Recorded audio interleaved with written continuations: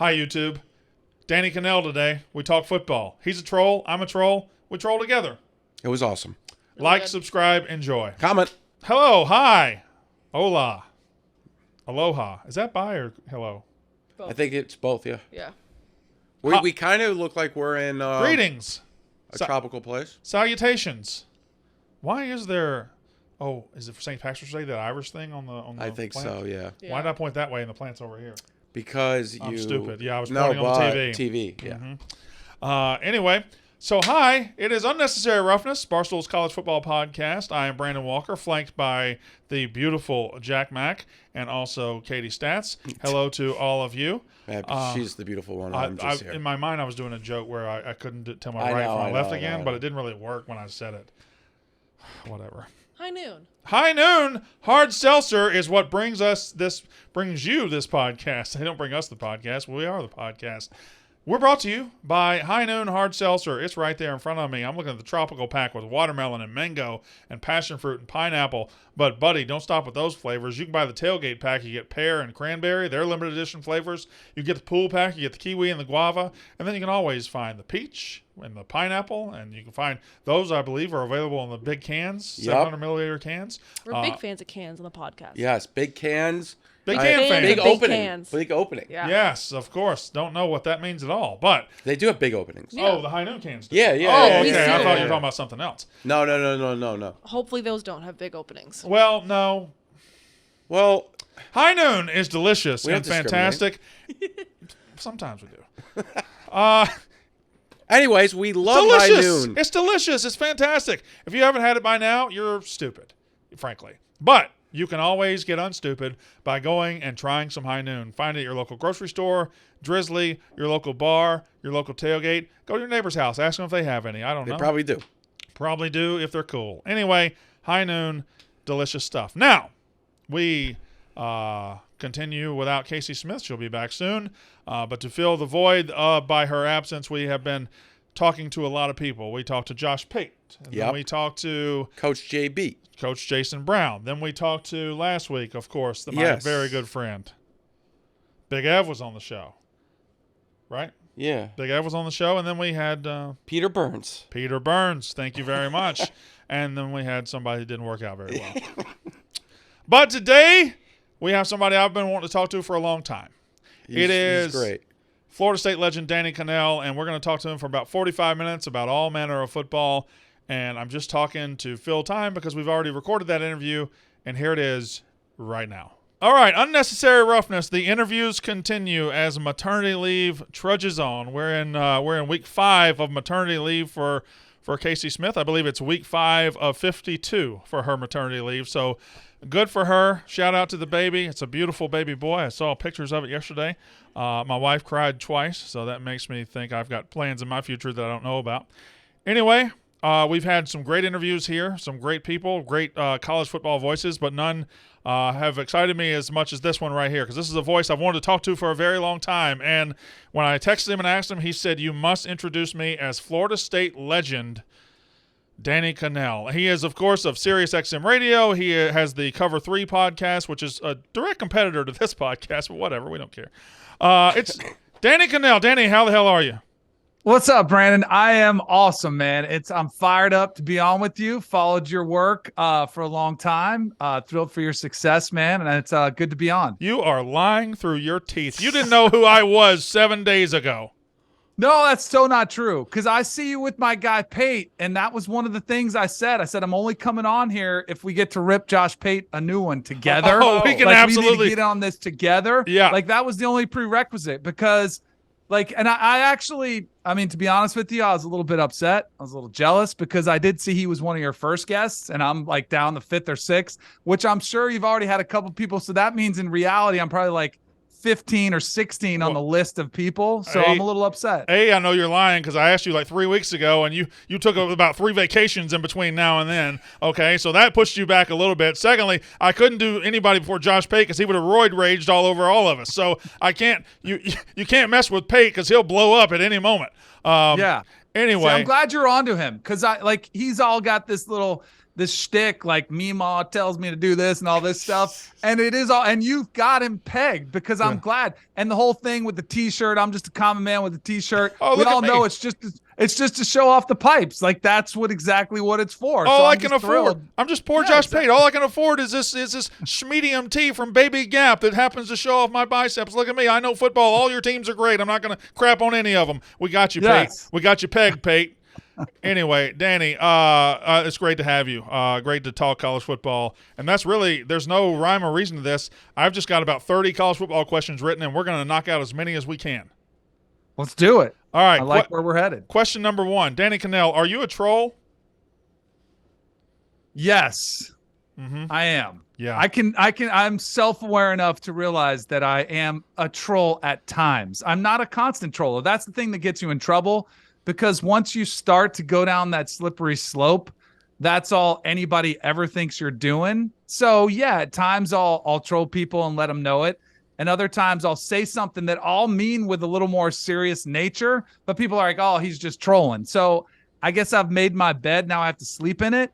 And I mean, we all know the best fan bases to troll are some that happen to be in a conference that's in the southeastern portion of our country. Yeah. So, and if you're a troll and you feed into the troll, like it just makes it that more tempting to go back to that well one too many times, which I self-admittedly have done throughout the course of my broadcasting career. You and I are two sides of the same coin. You troll SEC fans from the outside, and I troll them from the inside. I am a Trojan horse in the belly of the beast, lobbing darts at everybody from the inside while you're throwing softballs. And every now and then I'll have to step up and say, "Oh, Danny, look at Danny Kanell. He doesn't even believe what he's saying." And at the same time, I'm saying stuff that, whatever. I'm just getting Georgia fans and Alabama fans going, "What are Alabama fans going to do? Excuse another murder?" It doesn't matter. Anyway, we have fun here. I like the troll lifestyle because I kind of live it myself, but every now and then, you just kind of touched on it. Sometimes you'll tweet out something or you'll say something that you know is exactly right, and it's the best analysis you've done in a while, and people will say, "Oh, there he goes. He's trolling again." No, this time I actually meant it. It happens all the time. But again, like that's what happens once you throw in there something obnoxious and completely over the top, which I will do. Then they don't know the truth from fiction. So it's just something that you have to deal with, though. It's the fight that we have to keep fighting, Brandon, me and you. Yeah, it's a living, isn't it? So can I explain though where like the SEC like hatred came from? Because I love the SEC. I love the fan bases. I love the passion. No, you don't. I do too. I absolutely do. I love them. All right, explain what you got to explain. Okay, so I would say when I started at ESPN, this is going back like 2012, 2013. So beginning of the real like start of shift of power in college football going towards the SEC. Now, they had claimed all along it was there, right? But it was extremely frustrating because I played at a place in Florida State where we were once the dominant, the big boys on the block. Sure. And you'd see these conversations that were had like, oh, it's the SEC. We're head and shoulders above everybody else. Or, oh, it's this league is so tough to play in and it's a gauntlet. And at the time, you got to put yourself back into this, landscape, 2013, 2014, 2015. Alabama's rolling through the conference, kind of beginning of the Nick Saban era. They're doing it with defense, not a whole lot of offense. The offenses in the league were not that great. Yeah. And I'd be looking at it saying, well, how hard is this league? How deep is it? Or is it just the teams at the top and they're just like everybody else? And I really believe that. And so I would come at the conference and I'd get, Bama fans despised me because I said, oh my gosh, they're too one-sided. They're only good on the defensive side of the ball. Meanwhile, they got Jake Coker, slinging the ball, who was at Florida State and transferred in there. And like, this offense is not championship worthy. And so it kind of started from there, and the conference was not very deep. But then it's almost like all the conversation has become like this self-fulfilling prophecy. The more people say it, the more people believe it. And I think a lot of talking heads on air would repeat a lot of the same things. And then it's just like becomes a reality that the SEC, once they kind of took ownership of that, to their credit, they took off and ran with it and started to win championships, and multiple programs started to win. And then the advantage they had in recruiting started to increase, and they started to pull away from everybody else, to where now you can't even make that case anymore with a straight face to say, well, the SEC isn't like, they're the best conference in college football. The Big Ten is the second best, and they're starting to separate more and more from the other conferences because they have deeper pockets now because of their own success. Does that make sense? Are you following me? It does. I think they were separated back then also, but to your point, I do think as they were on top, SEC teams and programs evolved into the way they approach football. Like back in 2011, when it was LSU and Alabama, and it was that 9-6 slog, where it was an ugly game to watch, but they were two of the best defenses in the country. In 2011, 12, you could win with a dominant defense and then not much on the offensive side. But now football has evolved. You better be elite offensively and elite defensively. 2019, LSU was elite offensively, but last year's Georgia team was elite offensively and elite defensively. Same with Alabama in 2021. Like now they've pushed each other to the point where it's just they're just miles ahead of everybody else. And I agree with a lot of your point. The elite of the SEC is often miles ahead of the rest of the country, but that doesn't mean the 3 through 14 are ahead of the rest of the country. I think that's often the case. I think a couple years ago when who won the national title? Was it Georgia won their first national title, and Ole Miss in the SEC West went 10-2 and went to Sugar Bowl, and they weren't that good of a team. I think, but to the victor go the spoils, and whoever's on top is usually going to write the story of college football. Now, here's my question for you. What are you going to do? What's it going to do to your narrative when Florida State joins the SEC in the next 10 years? It's going to be tough. It's going to be tough. I can promise you one thing. I will never chant SEC in any way, shape, or form. I don't care if Florida State is in the conference. If they're not playing for the title, I'm not cheering for anybody. But Danny, that's the only way you should cheer for your team. But that's a lie. That's a lie that's perpetuated on SEC fans. All right. Florida fans did it back in the day. Alabama fans did it a couple times. But I promise you, I'm a Mississippi State fan, and we get absolutely run over by the rest of the conference at all times. We're a double-wide trailer in a neighborhood of mansions, okay? I understand that. So I will never root for Alabama to win. I will never root for LSU to win. I want them all to lose. So I will never chant SEC either, and the rest of us don't do that. We don't chant SEC. All right, that's Alabama fans. They got their own thing. Get me fired up on them. All right, so maybe you don't do the chant. Do you root for them to win the title? No. No. When Alabama played Clemson the first time, and my dear departed grandmother who died last year is a diehard Alabama fan from Decatur, Alabama, I sent her a text. I went out and spent $200 on a Clemson jersey for that game. I had a Luck of the Irish shirt when Notre Dame played Alabama in the playoff. Like I want Alabama to lose at all times. The problem is you can want Alabama to lose in one hand and shit in the other and see which one fills up faster. Because wanting Alabama to lose and wanting Georgia to lose doesn't really get us very far, because they figured out football, and that is, hey, go do whatever you got to do off the field to get the best players in, and that's what's going to happen. Hey, do you guys want to participate, or am I just running this? Well, I mean, you don't really allow us to. Yeah. Well, no, I was like it every time. That was my way of allowing you to. I was about to ask him how he thinks about how the current landscape of college football will change, specifically Florida State, Clemson. We even see there's a North Carolina helmet behind him. How will those? He stole that. Yeah. Well, how will those powers move on into this next era of college football, or is it already set? It's definitely. This feels like this. The ship is already it's already taken off. Yeah. Like it's already left, and it feels like Florida State, Clemson, other schools like Miami, North Carolina, and I'm talking just about the ACC. The schools that have a long-term interest in succeeding in football and playing at the highest level, they are trying to either get on the ship before it's too late, or they're trying to get the ship to come back to port, right? Michael Alford, the Florida State athletic director, just made some waves a couple weeks ago when he's talking to the board of trustees, and he's laying out financially how this is not sustainable, and it's not. And that's been a concern of mine ever since we saw the new TV deals with the SEC and the Big Ten, and you start to see Florida State, who's already at a disparity with every other team in the ACC, getting about half of what the SEC and Big Ten teams are getting in revenue every single year. And then you start to just do it over time, and you're like, you can't just keep going to your boosters and asking them to fund an NIL program or counting on seasons where you've got packed houses, because as we've seen with Florida State, that's no guarantee. Like, yes, they made a lot of money this year because they were 10-win team this year for the first time in a long time, but that's not sustainable over the long haul in what has always been a spending race. That's what college football has always been. And now when you don't have the same coffers to pull from, you're going to find yourself fighting an uphill battle. So Florida State and Clemson tied at the hip. They definitely are going to do the same thing. They're trying to pressure the ACC to say, look, there's a disparity. We bring more value to the table than Boston College, Syracuse, Wake Forest, other brands in the ACC. So they say we deserve a bigger piece of the pie.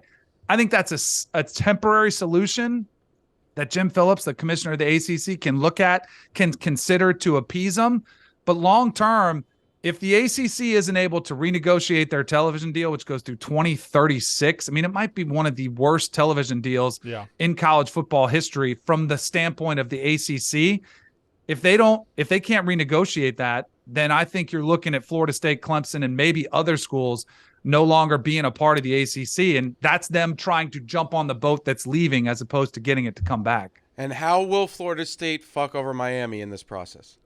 I don't know. Hopefully any and every way possible. I hope so. But we could see that. We might have to. They're able to do that to themselves recently with some of the hires and the money they've been spending the wrong way. But there's so much uncertainty, and I don't know how you guys are dealing with. To me, it's incredibly frustrating. We all know it's changing, right? We all know we're probably going to end up in a place where there's 40 to 50 teams that are part of the elite of college football, which I think is a good thing. Yeah. Let the rest play for their national title. Agreed. Let the top 40, 50 teams play for their national title. Let's go ahead and pay the players the way that they should be paid, not this sham of a system that's NIL, but actually some sort of salary cap where it's very upfront and everybody's playing on the same level playing field. Let's get there sooner rather than later. And the hardest part about this conversation is nobody has any idea of a timeline that is certain. It could be in the next 3 to 4 years. It might take 10 years for this massive change in college football that I don't think is good for the sport, all this uncertainty and unknown, because it's very confusing and hard to follow. Well, I say it off on the show, but we've had about 30 years worth of change in college football over the last 2.5 seasons. And that's where you kind of look around and your head's all foggy. Oh, this team's there, this team's there. It is crazy. I want to ask you about this, though. Do you think opening up the playoff to 12 teams, which is what we're doing very soon, will help clear up the logjam at the top of the sport? If you look at the last 10 years, Alabama has multiple titles. Clemson has multiple titles. Ohio State's in the playoff a lot. Georgia now is sitting on top. Do you think opening up the playoff to 12 creates more seats at the table and will unlog this jam at the top? I think it's good for the sport. I've been a proponent of expansion, probably for 7 or 8 years, maybe a decade. I mean, ever since I was there at I didn't like the BCS, thought the 4-team playoff was better. I think the next system will be better with 12 teams, and then we'll kind of see where it goes from there. As far as, does it break up the powerhouses in the top? No. Georgia, they could have gone through another 2 teams or, whatever, how many games they had to go through. I don't think it would have impeded their chance to get another national championship. And I don't think it will in the next few years either. Danny, you say that, but they were a missed 50-yard field goal from losing in this playoff.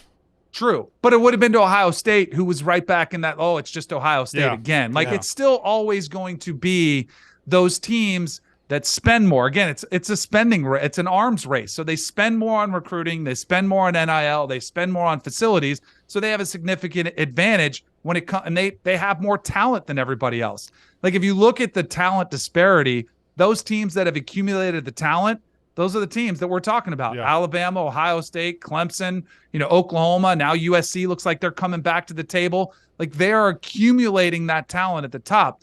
So while I think this is good for college football because it gives more fan bases the feeling that they have a chance to make the playoffs. That's why the NFL is king, is because almost every NFL fan base, all 32, they feel like, man, we could make the playoffs this year. A couple moves here or there, we fire our coach, we could be right back there. And a lot of times we see those stories come to fruition, and while they don't have a chance to win the Super Bowl, at least they feel like they're a part of the conversation because they get to the postseason.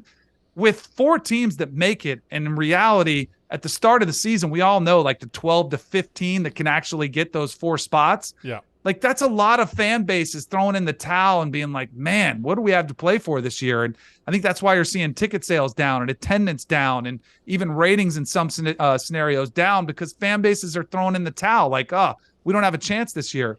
And I know it's not even like you're opening up the field that much, but you're going to give the hope and belief to a lot more teams, and they're not going to be in the SEC or the Big Ten or even the ACC. You get those little, the group of 5 school that gets a guaranteed seat at the table. And I think that's important for them to at least have the opportunity. And maybe it's the opportunity to go get their ass kicked from whatever team they're playing.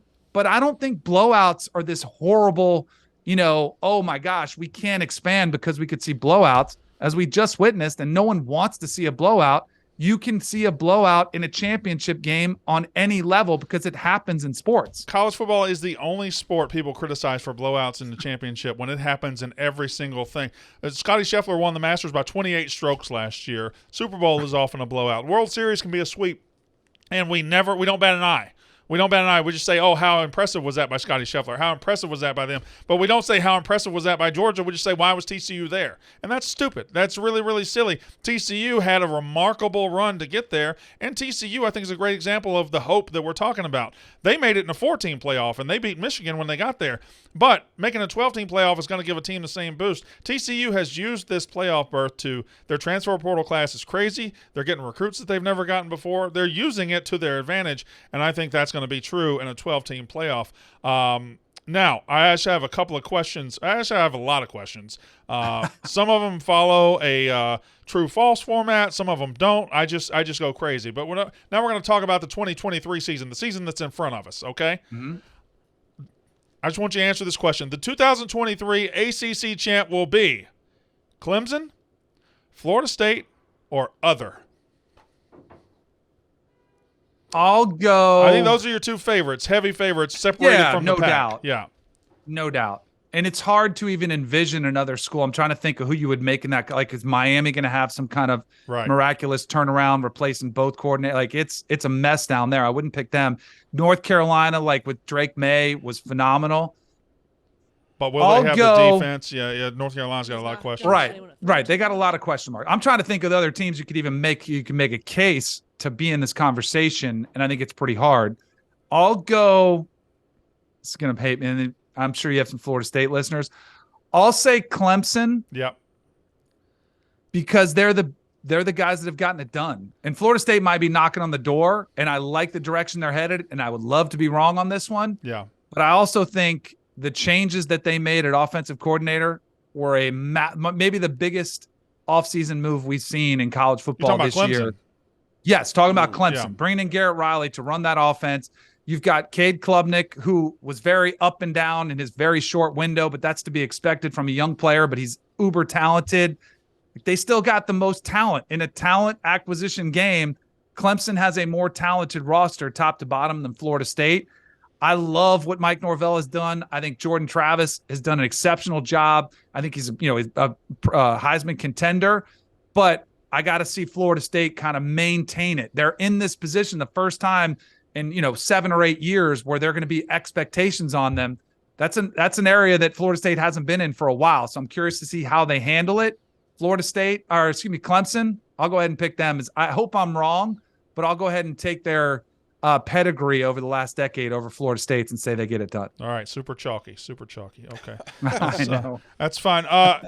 Who wins the SEC in 2023, Georgia or other? It is now Georgia against the field. I don't even separate Alabama from the field anymore. It's Georgia or anybody else. See, now you're trying to talk. See, that little chalk line bothered me because I don't like to be chalky McChalkerson. Danny, what you don't know about this show is I'm a dick. But this, your reputation preceded you, so I was aware of it. It's okay. College football is the sport of chalk, though. I mean, there are upsets, but it is the sport of chalk. I don't think Bama wins the West. So I don't think it's Georgia over Bama. I don't think we see that one. I think LSU could have a massive year this year. Yeah. I'll say other. I'll go other. I'll give you some fodder because it's hard, man. That's the one thing we're seeing.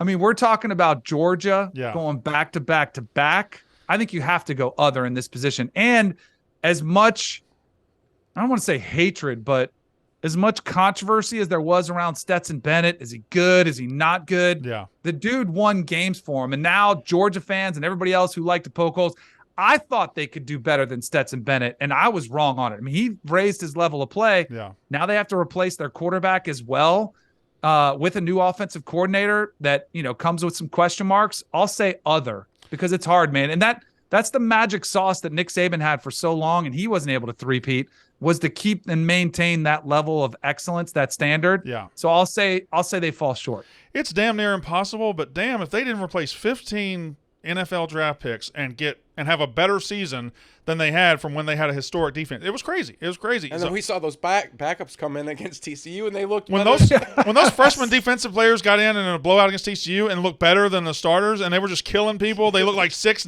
350, running 4.4s. It was absolutely incredible. Which rivalry is bigger, Florida State Miami or Florida State Florida? Can I go back one real quick to Georgia? Why they would win 3 in a row? Their schedule. You want to cover your tracks? No, but their schedule's a cakewalk. It really is. Their non-conference is a joke. The East is. I mean, Florida's down. Yeah. Tennessee, are they going to be able to replicate it? Like, it's their schedule is a cakewalk. But Florida State, Florida State, Miami, which was bigger or more hated? What's the difference, Danny? I feel like that's the same thing. So, no, because I think it depends on the year. Like, unfortunately, back when you were playing, Florida State with Miami was probably the biggest game in by far in football. That was the bigger. But see, there was a difference. That's the difference. You hated them both, but I could at least respect Miami because they had championships to back it up. Yeah. At the time, Florida was all talk, and they had nothing to show for it at the time. So that used to irk us even more. So we hated them and didn't have any respect for the Gators. We hated Miami. We respected the game. Like, they were going to come, and that's when they had Ray Lewis and Warren Sapp, and they had, multiple Heisman Trophy winners at quarterbacks. Like, they had a history to bring with them, and there was an intimidation factor. And with the Gators, it just felt like they were always talking but had nothing to show for it, which was – and they're just more obnoxious in general. Okay, so you've answered it. The Florida State-Miami rivalry is bigger, but you hate Florida more. Yeah. Easy. Perfect. Oh, that's Do you think that's true for most Florida State fans right now? I know obviously you're a little bit different playing and all, but is there because it feels as if, to me, watching those two games, the hatred, especially on Twitter too, of Florida State and Miami fans is just ginormous. Well, all three hate each other, and they just ruin Twitter. Yeah. But I think also the one issue that I think rubs Florida State fans, and this could go for a lot of fan bases, most Miami fans did not go to Miami. And I think that's one of those unique ones where there's a lot of bandwagon fans. I mean, when the turnover chain, I live in South Florida, so I had to see all these turnover chains. And you didn't even just thought it looked cool and it was cool to be a Miami fan, because that's where a lot of the Hurricane fans came from. The 80s and 90s. Remember, they were the bad boys of college football, and it was cool to be a Miami fan. So they just jumped on that bandwagon. And anytime they're good, they jump right back on. But anytime they're bad, that's why the stadium's empty and nobody goes to the games. Yeah. All right. Students. 4 first-round quarterbacks this year, we presume. C.J. Stroud from Ohio State, Bryce Young from Alabama, Will Levis from Kentucky, and Anthony Richardson from Florida. Which one of those 4 will face the biggest adjustment to the NFL? I like the way you phrased that question. I thought you were going to go in a different direction. It'll be Anthony Richardson. I mean, he already looks like the biggest project of any of these quarterbacks. He's got the least amount of experience. He's had plenty of those moments in game. I mean, the Florida State game perfectly encapsulates why Anthony Richardson is attractive, but also why you might want to stay away from him. Yeah. The first round, he looks like a Hall of Famer. He's lighting up Florida State's defense, and they're, the announcers are just drooling all over him. Second half, he comes out, he's like 0 for 12, and he's airmailing balls or bouncing him in the dirt. He's got to get more consistent. I do think he'll probably have the biggest jump to make for as far as system as well. I mean, Will Levis played with Liam Cohen a couple years ago, NFL coordinator. C.J. Stroud's played a lot of football. Bryce Young played with Bill O'Brien. Like, those guys are going to be able to acclimate pretty quickly, but Anthony Richardson's got the biggest jump in all phases. I would rather have Hendon Hooker or Jake Haener in the second or third round over Anthony Richardson or Will Levis in the first. I think there's way too much risk with both of them. I was concerned you were going to say just Anthony Richardson because I don't know how you separate Richardson and Levis. They're both the same quarterback. They're big, strapping guys. They look like $1 million in pads. They can throw a mile. They can move. And then the game starts. And here's the thing about the NFL, and this is what I know. I'm not a huge expert. NFL plays games every Sunday. And sometimes Monday. They play games. And if you couldn't play games well in college, I just don't see how you're going to learn to play games well in the pros. But that's just my uninformed opinion. And again, I'm a dick. It's one of those most frustrating things, though, and we see it all the time. Last year, I thought the NFL used really good self-control because remember Malik Willis was going to be a top 10 pick out of Liberty. It was like, oh, look how fast he is. And he's testing off the charts and he looks great. But then at the same time, and remember the previous year was Zach Wilson, who everybody fell in love with, and the Jets couldn't resist. And look how that unfolded.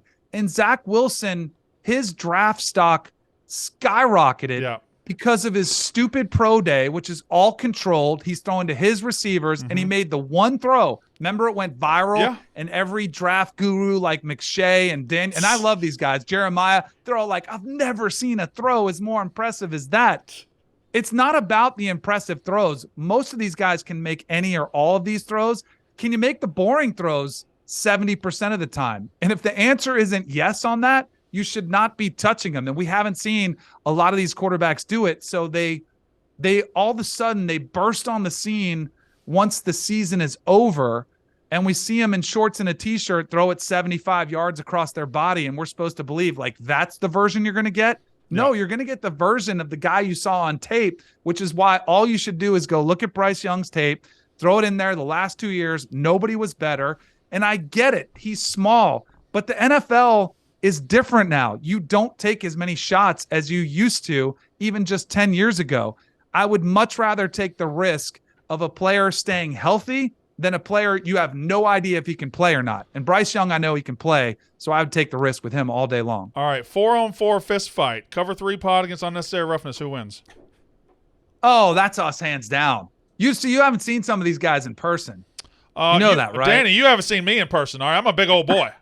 Well, right? I'll take you down. I'll take you. I'll square off against you. Danny, I tower over you, Danny. I'm a big old boy. What's your height and weight? Give me 6'5", 270. Is he lying, Zach? Katie, I mean, it's just. See, that sounds like Danny was when I saw him at the Army Navy was taller than you. Oh, who? Wow! He's not taller than me. Yeah. And Katie's the only reason I'm doing this show. Whose side are you on? Truth. She's 6'3". 2. I know she is. She is tall. No, Katie. She saw my would daughters. bring I got a tall daughter. How tall's Bud?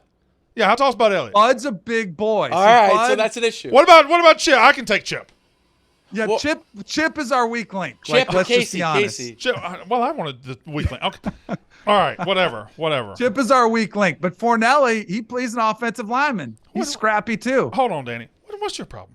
You know I'm 6'5". Why do you always do this when I say I'm 6'5"? I'm 6'5". And 270. That's not even a doubt. I was 6'5" in high school too. And then I don't know what that means, Danny. You're 6'3" now? I know what he's saying. I know what he's saying. Now you want to know what pisses me off? Because this bothers me to this day. And I think it's even like on my Wikipedia page. Yeah. And it's on every football card that I've got. So I was 6'5" in high school in our basketball program. Yeah. Then I go to Florida State and they're like, no, you're not 6'5". We can't go that. So I'm like 6'4". Yeah. Done. 6'4", prototypical height. You're good.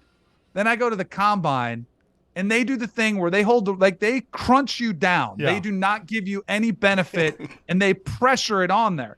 So I was 6'3.5". And you know what they do on the back of football cards and every other way? They drop the half. They don't round up, which you absolutely should.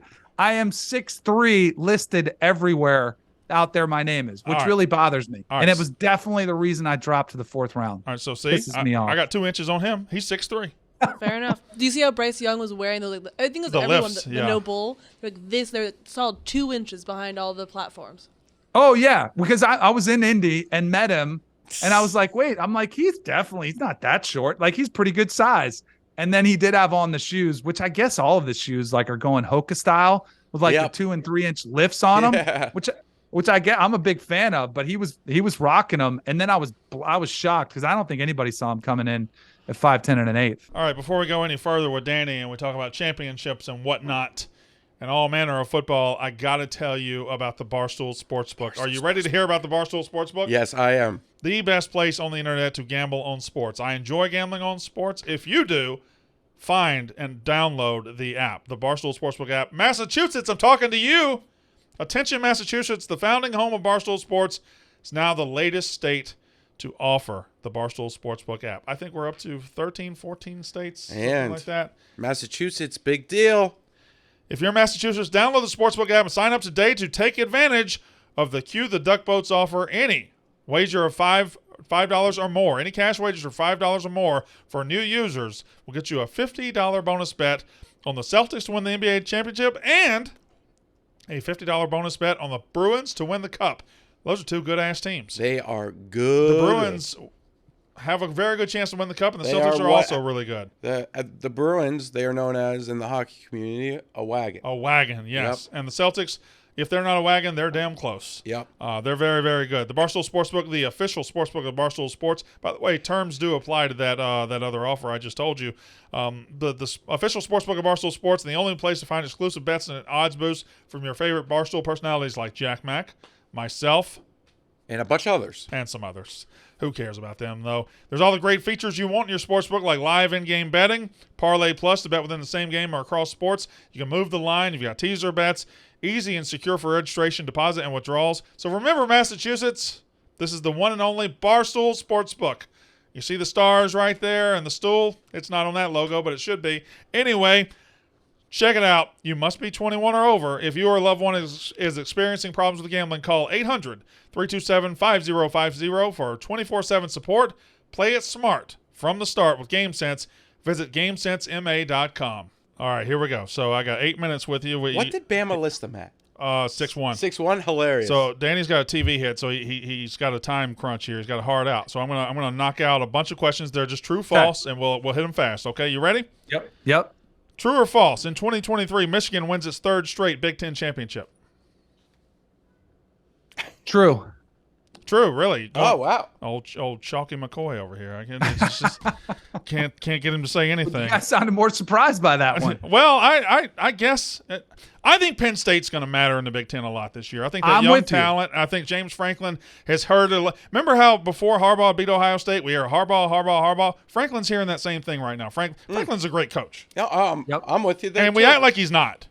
Yep. No, he's a great coach. Drew Allar, too, could be a difference maker for them at quarterback. Sean Clifford, who our guy Will Levis could not beat out when they were at Penn State together, was adequate, but you need a difference maker, especially if you're Penn State trying to knock off Ohio State and Michigan. So I'm with you. True or false? Alabama misses the playoff for the second straight year. True. Wow. True or false? USC in the second year under Lincoln Riley wins the Pac-12. True. Okay, he's going to get better on defense. Yeah, he's got to, right? He can't get any worse, and he's got a Heisman. But I think the Pac-12 is sneaky pretty damn good this year. You've got Penix coming back at Washington, and that coach can coach his ass off, DeBoer. You've got Jennings in year 2. You've got Bo Nix back over there at Oregon, and then Chip Kelly's stirring down there at UCLA. So I think the Pac-12 has been an afterthought for a lot of years, and I think if you think the Pac-12 is an afterthought this year, you're crazy. Do you think Dante And Moore you know who will you didn't suck? mention? Who You didn't mention who was there at the top and the most disrespected team in all Utah. Yeah. They're always I do it too. Always forget about him, and that guy can coach his balls off. Okay. So Danny, you don't cuss? Is that what the case is? What? You don't cuss? I don't. I don't. Probably not. Okay. All right. The way he said it was like that TikTok sound. Like, what's your favorite swear word? I only Probably cuss. fuck. I only cuss when I'm driving or golfing. Those are the two places I can't control it. True or false? Oklahoma bounces back and wins at least 10 games in 2023. What is that? I'm gonna. Is that your phone? No. Did I just blow? No, it's. I don't think they can even pick up. Oh, so it's outside of our office. They're Yeah. doing work out there. I'm sorry. True or false? Oklahoma wins at least 10 games this year.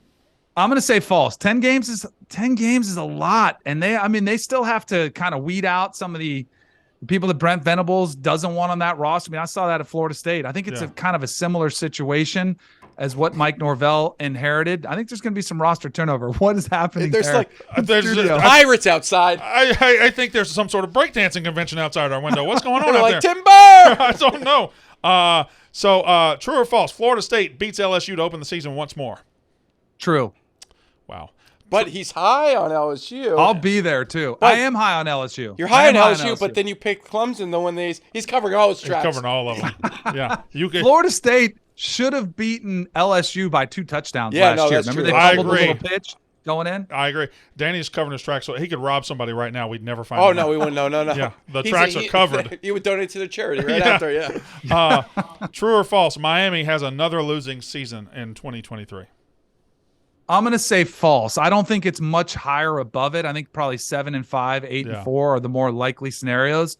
I mean, if they're below 500, I mean, it's a problem. like, imagine the panic. Yeah, that's rough. I mean, and I do give credit to Mario because I was not thrilled with the offensive coordinator hire last year. Yeah. Even though, he wins the award, it wasn't his offense that he was running at Michigan. Yeah. They still have talent on that roster, and it is the ACC. They should be able to win some of those games that got away from him last year. Yeah, the credit I give Mario is he got there in year one, and the coaching state just didn't work. And instead of rip the Band-Aid off. Instead of forcing it, he just said, "You know what? Screw it. We got to redo this thing." And that's that shows a coach who wants to get it done very, very quickly. True or false? Deion Sanders makes a bowl game in his first year at Colorado.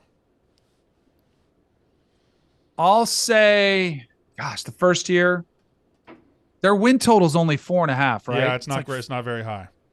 And I'll say he hasn't dominated the portal like you would have expected him to dominate yeah, the portal. I think it's going to take them some. I'll say no. I think they can't get any worse. That was the worst roster in all of college football, which he is addressing. The coaching staff, I think he's doing a lot of the great things, and I do think Deion works long term, but I don't think it's going to come as quickly as it came to him at Jackson State. It's a lot trickier to maneuver, so I'll say they just miss. He's already saying that too. All right, last true or false, and I got one more question, then you're going to get out of here.